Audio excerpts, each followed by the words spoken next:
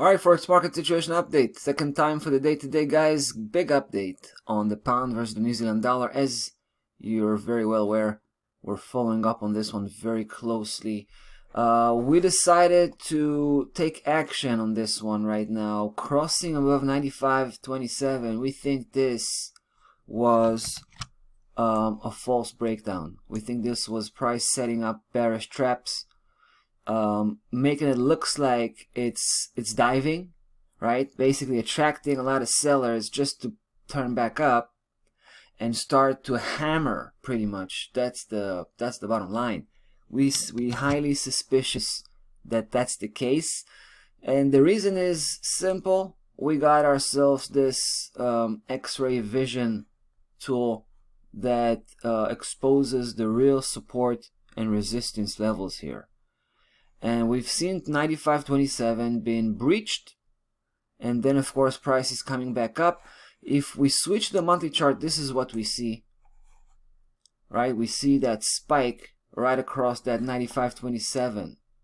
So looks like this was a trap, like I said, a fake out, and price is not going to go beyond that point. In fact, it's probably gonna stay here inside that range for a while, but eventually it should continue through the same direction it's coming from, which is an upside trend, which we can find the origination here around the beginning of the year, late 2020, beginning of 2021, when price was basically heavily rejected. Got heavily rejected off 187. Ever since then, price was on its way up, but it in order to finish up that move, it was supposed to reach 99.67. That's how the system works in most cases. So we should be expecting it 99.67, but don't forget, this is the long-term perspective we're talking about. This is the long-term trend, and we know that corrections of the long-term trend could be serious. I mean, could go deep, could take a while, right? Could take not a few weeks sometimes, right? But the fact that it's still on an up, inside an upside trend, we should be suspicious of every downside move. In this case, we should always go with the correction rather than a full-fledged downside reversal. That's what I'm trying to say. So I think this is the correction. It's happening right now, and price is recovering off that correction. We think this is the end of it, and if that's the case, then we should see price action first, going basically back inside of that blue system, right?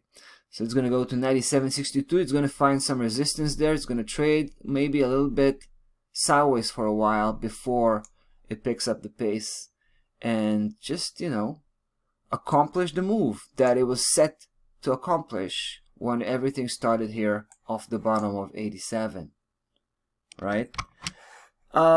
It's a bit of a long shot. Everything I've described so far is a little bit of a long shot. The reason is simple. We don't know that this is a genuine crossover. It's just an indication coming off the daily chart. We don't have a confirmation for this one yet, so we're kind of working with some gut feeling, some intuition, if you will. I mean, based on a solid technical situation, but what I'm trying to say, it's very early on, right? So, for those who are risk takers, let's just say it's relevant. For those who are risk averse, they might want to wait a day or two just to let price kind of base itself above 95.27. And obviously keep marching on, right? So that's the trade-off. That's always the trade-off. If you're more conservative, you're gonna be risking losing distance, right? Losing pips, basically. That's the trade-off. You're giving off pips to get, let's say, another layer of I don't know, security, right? But anyway, this is how we see the situation right now with the pound versus New Zealand dollar. We think it has a lot to go. I mean, 99.67, that means 400 pip clean. Not to mention that we have a price extension that goes all the way to 201. So add another 135 pip on top of that target, 99.67, which is the primary target, by the way. Should be super interesting to follow up on the situation here. That's exactly what we intend to do. In the meantime, we'll say goodbye and we'll see you tomorrow as usual. Take care.